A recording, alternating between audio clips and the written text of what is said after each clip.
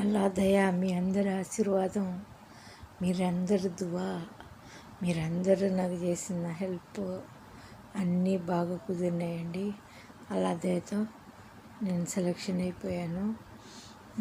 రేపు ఇంకొక పరీక్ష ఉందండి. 3 పరీక్షలు ఉన్నాయి ఇక్కడ.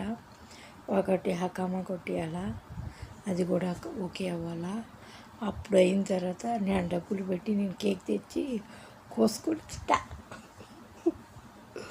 కేక్ అయితే మెత్తగా ఉంటుంది కదా, పళ్ళు లేని దానికి, ముసలి దానికి, అందుకని సరేనా రేపు కేక్ తెచ్చి కోసుకొని తింటానండి. ఓకే, అందరు లైక్ చేయండి, షేర్ చేయండి.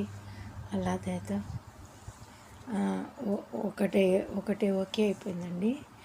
ఇంకొకటి ఉందంట, అది కూడా ఓకే అయిపోతే అల్లా దయతో